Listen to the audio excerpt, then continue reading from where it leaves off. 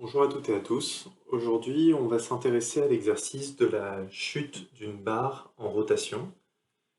On considère une barre avec des caractéristiques de masse linéique m bar et de raideur en flexion EI. Ça laisse supposer que la barre va uniquement se comporter en flexion, ce sera les seuls déplacements qu'on va regarder. Cette barre est en position initiale inclinée, avec son extrémité qui a une hauteur h.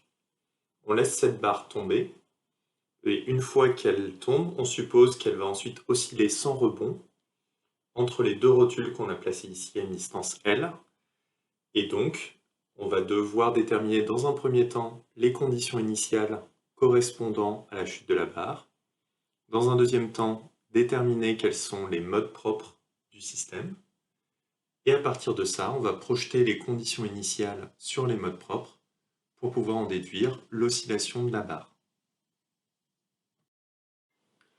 Donc la première partie de cet exercice va servir à calculer les conditions initiales. Quand on est en dynamique des structures, étant donné qu'on résout une équation qui est du deuxième ordre en temporel, à ce moment-là, on doit avoir deux conditions initiales. Une condition initiale en position et une condition initiale en vitesse. Ici, comme on a un système continu, ces conditions s'écrivent sous la forme suivante. U de x est de 0 et U point de x est de 0. C'est-à-dire qu'on va devoir déterminer, quelle que soit la position x, quelle est la position lorsque l'instant t est égal à 0.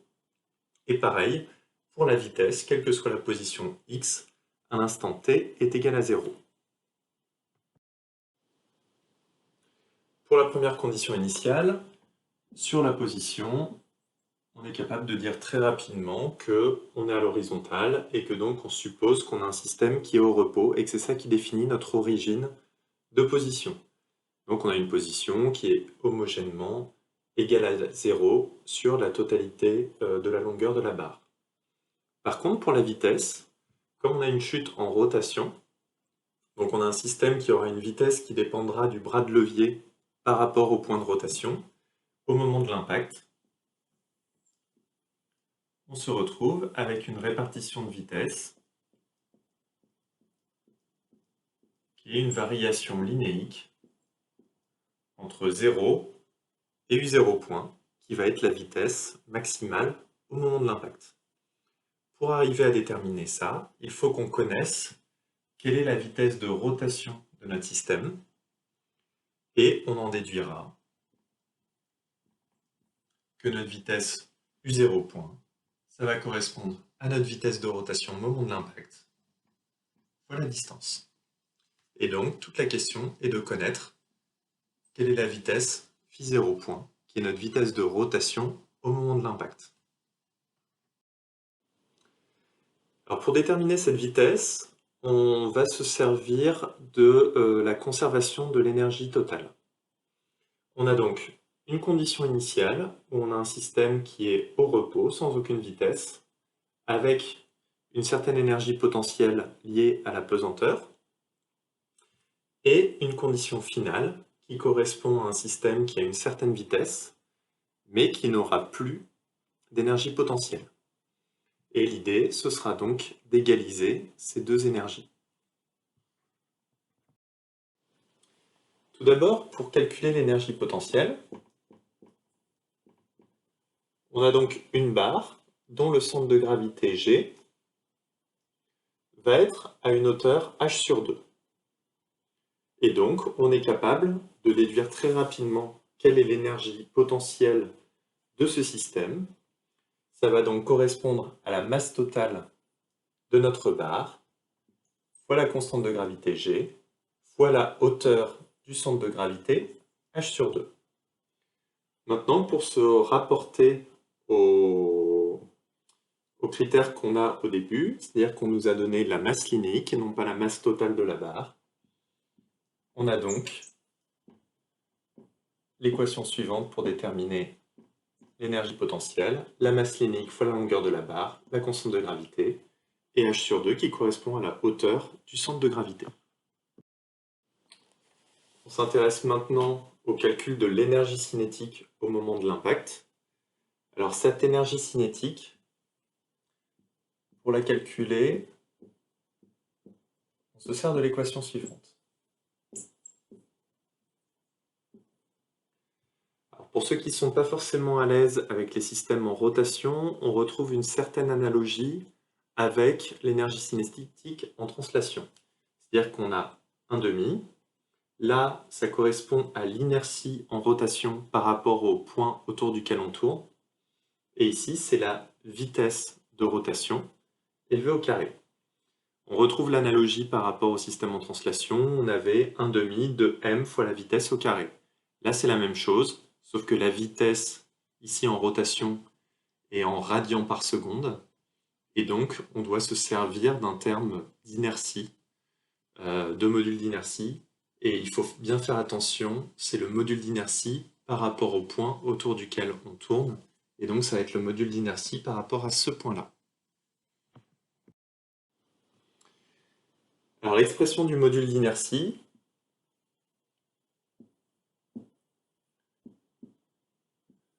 en fait, on considère des éléments infinitésimaux de masse qui sont donc distants du point A autour duquel on tourne d'une longueur petit x. Et donc, on prend cette distance au carré et on prend un élément infinitésimal de masse, c'est-à-dire m bar fois dx. Et là, on va regarder les bornes d'intégration par rapport au point autour duquel on tourne, c'est-à-dire ici, entre 0 et L. On en déduit très rapidement que le module d'inertie est 1/3 de m bar L3. Et c'est ça qu'on va utiliser pour notre calcul d'énergie cinétique. Et quand on l'injecte dans notre énergie cinétique, on trouve 1/6 de m bar L3 phi point au carré. Là, c'est même phi point 0 puisqu'on va chercher à déterminer l'énergie cinétique au moment de l'impact. Et maintenant, on va égaliser l'énergie cinétique et l'énergie potentielle qu'on a calculée pour déterminer quelle est la vitesse de rotation au moment de l'impact. Quand on égalise l'énergie potentielle et l'énergie cinétique, donc on réintègre l'expression ici de l'énergie potentielle qui correspond à la barre en pointillé, et ici on a l'énergie cinétique au moment de l'impact, avec la vitesse en rotation phi0 point, qui correspond à la vitesse en rotation au moment de l'impact. L'idée, c'est donc d'exprimer phi0 point en fonction de toutes les données initiales de notre système. On en déduit que phi0 point est égal à la racine carrée de 3gh sur L au carré.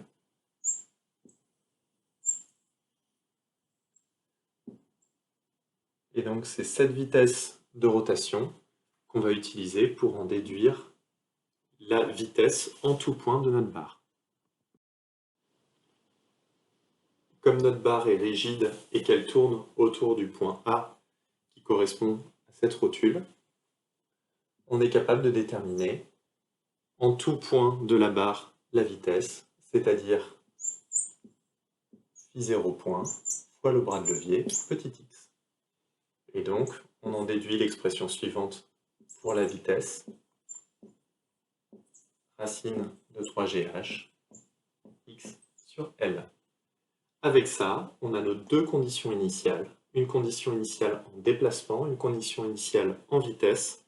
Ça va nous permettre de déterminer la totalité des coordonnées généralisées, qui sont donc solutions d'une équation différentielle du deuxième ordre, d'où le fait qu'on ait besoin de deux conditions initiales, une en déplacement, une en vitesse. Maintenant, pour pouvoir faire ça, il faut qu'on puisse calculer les modes propres, et après on fera la projection de ces conditions initiales sur les modes propres. Alors ici, on est en présence d'un système qui est non amorti. Donc, l'équation d'équilibre dynamique du système est la suivante.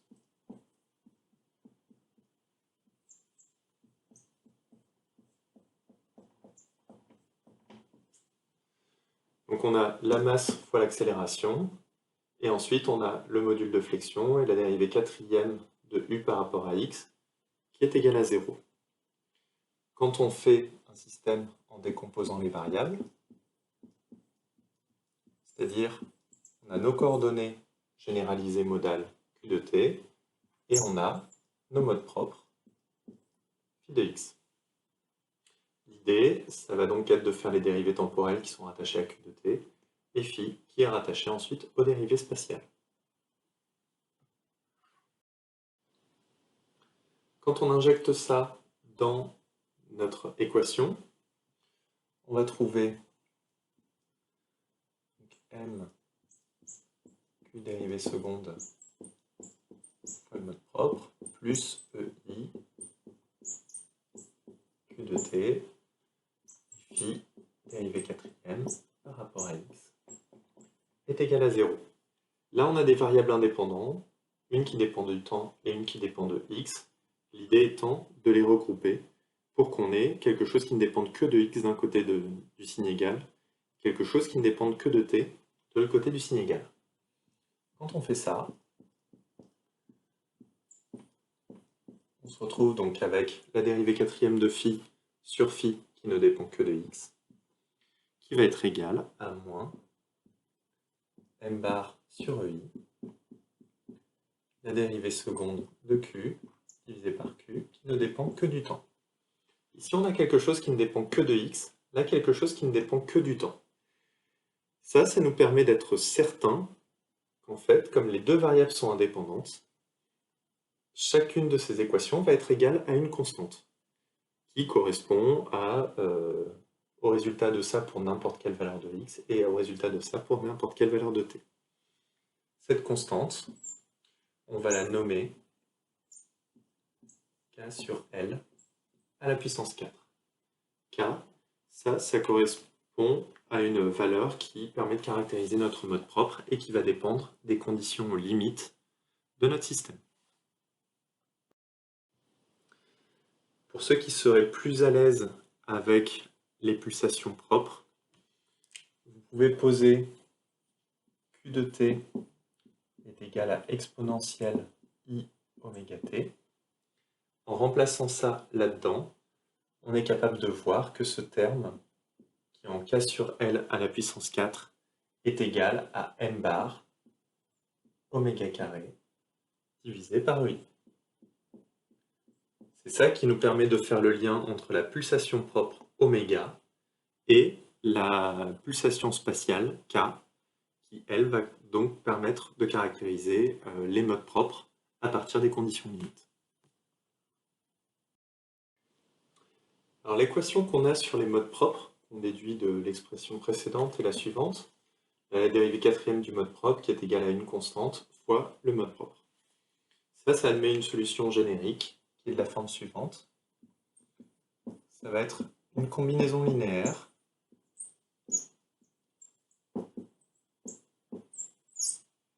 de sinus, de cosinus, de sinus hyperbolique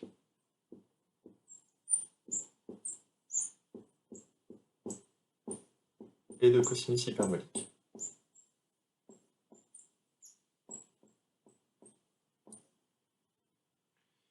Pour arriver à déterminer les valeurs de k et les coefficients A1, A2, A3 et A4, il faut pour ça qu'on puisse se donner des conditions aux limites. Alors faites bien attention, on entend par conditions initiales les déplacements et les vitesses en quelle que soit la position à t égale 0, et les conditions limites, c'est quel que soit t, mais à des endroits bien précis, on va avoir des conditions en déplacement, en vitesse éventuellement, ou en effort. Et donc on distingue bien ces deux choses-là. Les conditions limites sont valables quel que soit t, et les conditions initiales sont valables quelle que soit la position, mais pour t égale 0. Nos conditions limites sont les suivantes. On a une rotule ici en x égale 0, ce qui va correspondre à un déplacement qui va être égal à 0 et un moment qui va être égal à 0. De l'autre côté, on va avoir la même chose vu qu'on a une rotule. Un déplacement qui est égal à 0 et un moment qui est égal à 0. Alors vous voyez que ces conditions limites, elles sont ici sur les déplacements et sur les moments. On peut rapidement passer des moments à la dérivée seconde des déplacements. Et ensuite, l'idée, ça va être d'en déduire des conditions sur les modes propres phi. Alors pour faire cette transposition, il faut bien se rappeler que u de 0 et de t, ça correspond donc à q, la coordonnée généralisée modale, qui dépend du temps, et phi, qui est donc le mode propre. Donc ça, c'est valable quel que soit t. Donc peu importe la valeur de t, il suffit de prendre une valeur du temps pour lequel q de t est différent de 0, et on a en capacité d'en déduire que phi de 0 est égal à 0.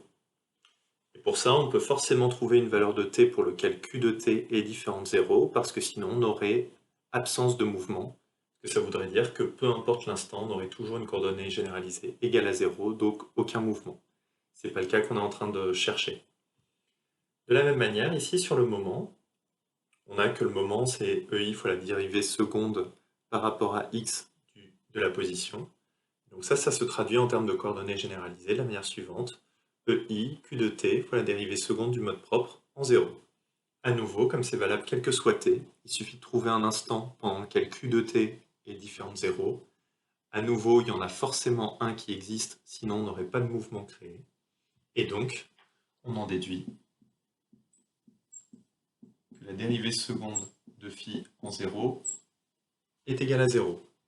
On déduit exactement de la même manière, les mêmes conditions limites en L, parce qu'on a les mêmes conditions en déplacement et en moment. On aura écrit nos 4 conditions limites au niveau des modes propres, et maintenant on va remplacer par la forme générique du mode propre. Donc cette première condition limite s'écrit A2 plus A4 est égal à 0. En effet, les termes en sinus et sinus hyperbolique vont être égaux à 0, et les termes en cosinus et cosinus hyperbolique vont être égaux à 1.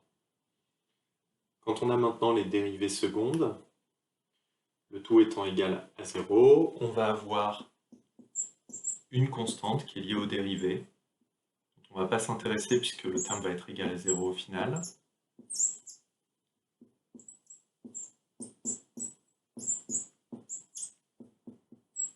Et on a ensuite A2 et A4 derrière. Donc, comme tout ça va être égal à 0, on peut négliger ce terme-là. Et en se servant de cette équation-là et cette équation-là, on en déduit que A2 est égal à 0 et que A4 est aussi égal à 0.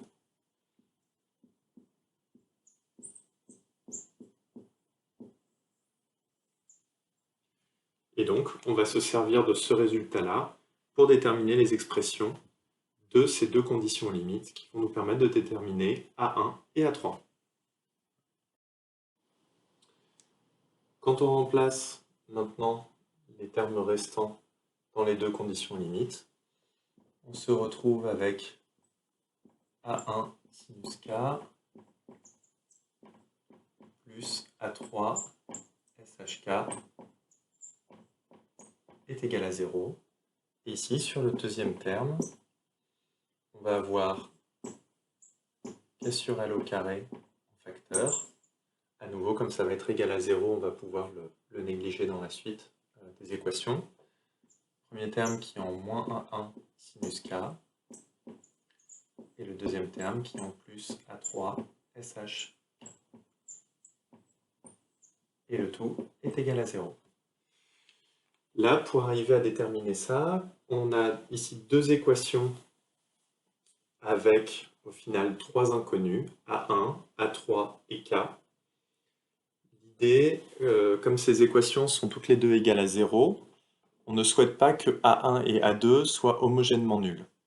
Donc l'idée, c'est d'exprimer ces équations-là sous forme matricielle, et on va chercher à ce que cette matrice ne soit pas inversible pour éviter que A1 et A3 soient tous les deux égaux à 0. Nos deux équations à deux inconnus se résument donc sous cette forme-là, cette forme matricielle où on a nos deux inconnus A1 et A3. Ici, on a le vecteur nul. Et donc, pour éviter que A1 et A3 soient tous les deux égaux à 0, il faut que cette matrice soit non inversible, donc que son déterminant soit égal à 0. Et c'est comme ça qu'on obtiendra des valeurs non nulles pour A1 et A3, parce que si on avait des valeurs nulles pour A1 et A3, à ce moment-là, on aurait des modes propres qui seraient tous égaux à 0, et donc on n'aurait pas de mode propre avec des déformés. Donc pour ça, on calcule le déterminant de cette matrice, qui s'écrit assez simplement. Sinus k fois shk, et puis plus sinus k fois shk est égal à 0. Ça correspond donc à écrire sin k shk est égal à 0. Pour arriver à trouver les valeurs de k qui permettent de vérifier ça, eh bien on se sert de plusieurs choses. Tout d'abord, comme c'est le produit de deux fonctions, ça voudrait dire qu'on a une des deux fonctions qui est égale à 0. Donc en l'occurrence, soit on a shk qui est égal à 0. Ça n'est valable que si k est égal à 0. Et l'autre possibilité, c'est donc que sinus k est égal à 0. Et donc ça correspond aux valeurs kn pour lesquelles kn a cette forme-là, n fois pi.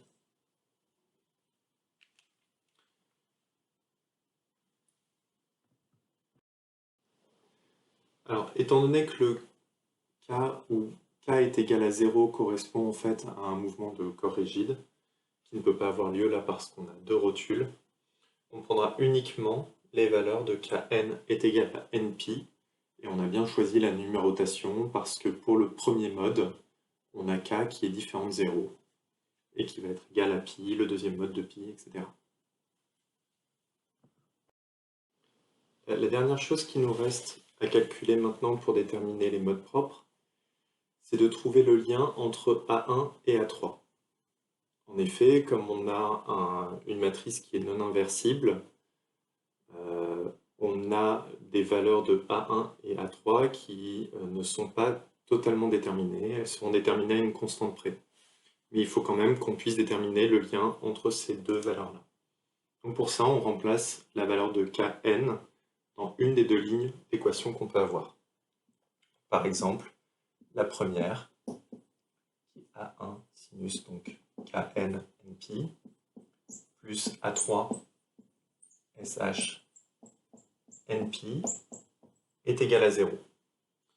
Et alors là, on est dans un cas un peu particulier, où en fait le sinus va toujours s'annuler, quelle que soit la valeur de n, et donc on se retrouve avec A3 sh npi est égal à 0. En l'occurrence, SHNP est toujours différent de 0, et donc on se retrouve avec A3 est égal à 0. Donc, on a l'expression suivante pour les modes propres. Le nème mode propre en fonction de x, c'est donc grand A à la puissance n, qui correspondra donc à la déformée, à l'amplitude de la déformée du mode propre, fois sinus np x sur L. Et c'est donc ces modes propres-là qu'on va utiliser pour ensuite calculer l'évolution temporelle du mouvement suite à l'impact de la barre. Dans la suite de la correction, on va laisser délibérément la norme AN comme étant indéterminée pour le mode propre N. Pour la raison suivante, c'est pour que vous puissiez voir que ça ne dépend pas que le résultat en déplacement et donc l'évolution temporelle de la position ne dépend pas de la normalisation de mode propre qu'on va retenir. Donc pour ça, on prend une normalisation générique à n, Et vous allez voir que on va avoir un n qui va apparaître dans différentes équations, mais que tout cela va s'annuler quand on va obtenir le déplacement final du système. Alors avant de pouvoir projeter nos conditions initiales, il faut qu'on regarde quelle est l'expression de Q de t. Pour ça, on reprend les équations qu'on avait au tout début, qui était la dérivée seconde de Q par rapport au temps. Et alors, quand on fait les simplifications qui vont bien, on retrouve que c'est égal à moins oméga carré. On peut ensuite relier les oméga n carré, qui correspondront aux différentes pulsations propres, avec les kn, en se servant des équations qu'on avait vues au départ. En tout cas, quand on a cette expression-là, on est capable de trouver que notre solution prend la forme générique suivante. Qn de t est égal à alpha n cosinus oméga n de t plus bêta n sinus oméga n de t. Et là, on va se servir du fait qu'on ait un système qui soit en oscillation libre, non amortie. Donc ça, c'est un des résultats que vous avez dans votre cours, et sur lequel vous retrouvez le résultat du cours, qui est donc que ça, c'est égal à Qn de 0 cos oméga nt plus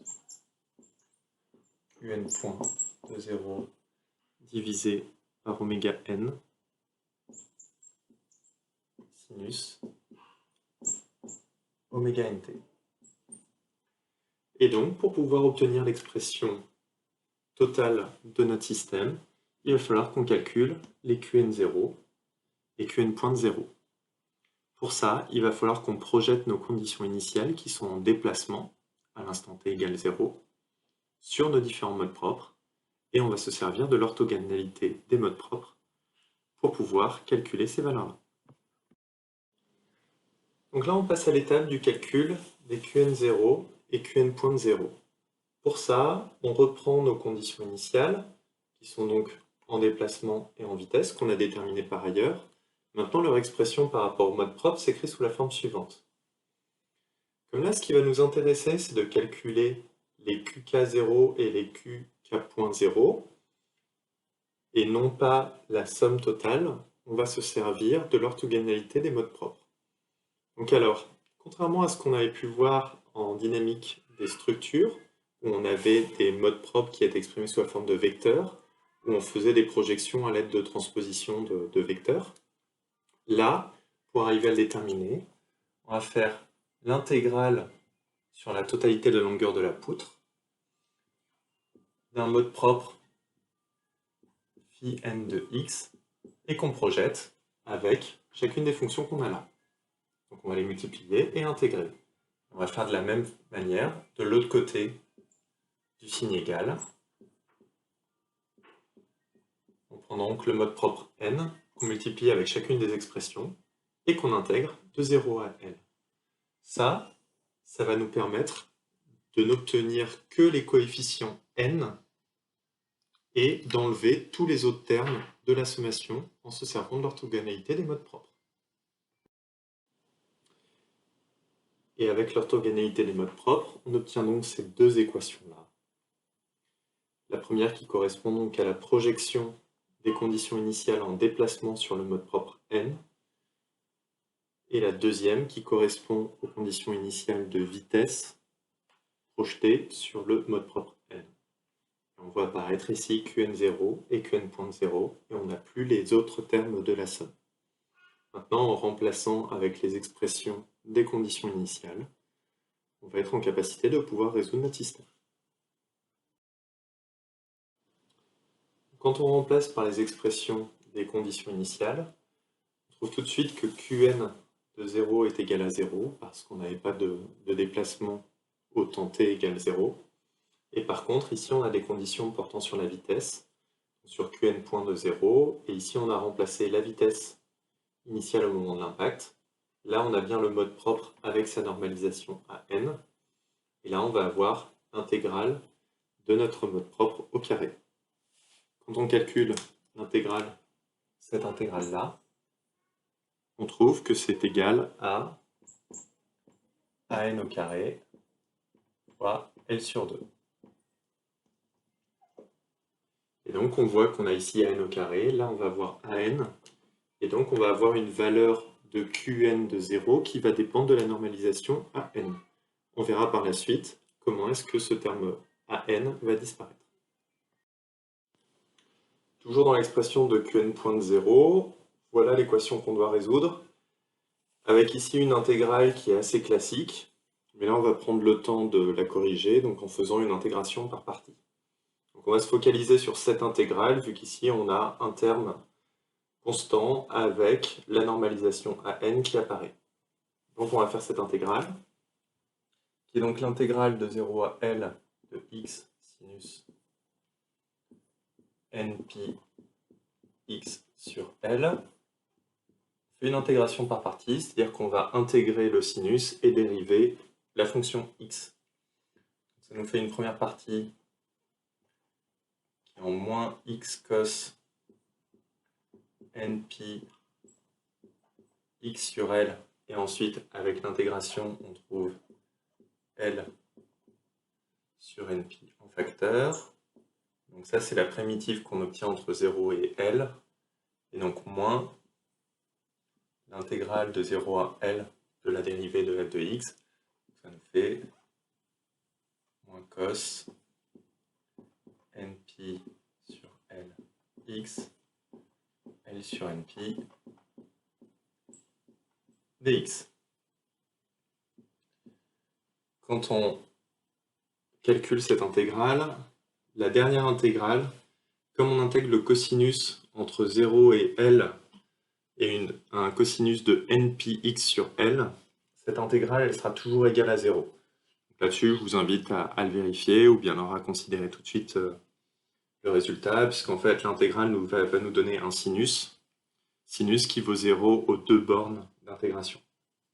Il nous reste uniquement ce terme-là, qui sera non nul pour la borne L et nul pour la borne 0. Et donc on trouve le résultat suivant, qui est donc moins L carré sur nπ à la puissance moins 1 fois moins 1 à la puissance n. Hop. Et donc ça, ce coefficient correspond donc à l'intégrale de 0 à L, qui va nous donner ici la valeur de Qn point de 0. Quand on injecte le résultat de notre calcul de l'intégrale, qu'on a calculé par intégration par partie, on trouve Qn point qui a cette expression-là, qui ressemble assez fortement à l'élément de réponse qui était dans l'exercice. Et on trouve Qn de 0, qui lui vaut 0, puisqu'on n'avait pas de déplacement initial. Maintenant, en se servant de l'expression de Qn de t, on trouve Qn de t qui va donc être égal à la partie en Qn0, qui va donc valoir 0, et la partie en Qn point, qui nous donne donc la valeur suivante, moins a sur an, racine de 12 gh sur nπ, moins 1 à la puissance n, le tout divisé par oméga n, cos oméga nt. Excusez-moi, sinus oméga nt. Et donc c'est cette expression de Qn de t qu'on va intégrer dans l'expression de u de x et de t, qui est donc la somme des Qn de t phi n de x. Et là, on a la totalité de notre expression. On sait que phi n est normalisé par an, et c'est là en fait où les an vont disparaître. On a 1 sur AN qui est porté par QN, et on a AN qui lui est porté par phi n. Et on va retrouver notre expression finale de notre déplacement en fonction du temps et en tout point de la poutre. Là, on arrive dans la toute dernière partie de l'exercice, qui est donc d'exprimer u de x et de t. J'ai réorganisé les équations pour que ce soit beaucoup plus clair. Là, on a la valeur de u de x et de t à partir de la décomposition en variables indépendantes, avec ici les coordonnées généralisées qui dépendent du temps, les modes propres qui eux dépendent de x, et on vient tous les sommer sur la totalité des modes propres existants. Les modes propres, on les a calculés. C'est ce qui nous donne cette forme-là, sinusoïdale pure, avec un coefficient de normalisation AN, qu'on a pour l'instant délibérément pas remplacé. Les QN de t, on les a calculés à partir des conditions initiales et à partir du fait qu'on ait des oscillations libres dans notre système. Et on trouve cette expression-là, avec la normalisation du mode propre qui apparaît au dénominateur. Vous voyez que comme on va devoir les multiplier, 1 sur AN va annuler AN. Et donc c'est là qu'on voit que peu importe la normalisation utilisée pour le mode propre, on retrouve toujours la même réponse temporelle et spatiale pour le déplacement. Donc là, on va juste faire le produit des deux et le sommer, et on va retrouver l'expression qui était donnée au niveau des éléments de réponse. Quand on remplace toutes nos expressions, on retrouve le résultat attendu, c'est-à-dire un certain coefficient, et ensuite on a notre somme de sinus. Donc on a à la fois un sinus spatial qui nous donne le mode propre considéré. Donc là c'est le mode propre à un ventre, ici on a un mode propre à deux ventres. Et on a ensuite la partie temporelle, sinus oméga 1, la première pulsation propre, puis ensuite sinus oméga 2, la deuxième pulsation propre, etc. On voit ensuite les coefficients en moins 1 puissance n qui fait qu'on alterne entre quelque chose de positif et de négatif. Et on avait aussi le 1 sur npi. Le pi est sorti, et par contre là on a 1 sur oméga 1, 1 sur 2 oméga 1, on aura 1 sur 3 oméga 3, etc. Voilà, donc ça conclut notre exercice. Comme d'habitude, hein, n'hésitez pas si vous avez des questions, et puis il nous reste encore une prochaine correction d'exercice pour la semaine prochaine. Voilà, passez une très bonne semaine, et à bientôt.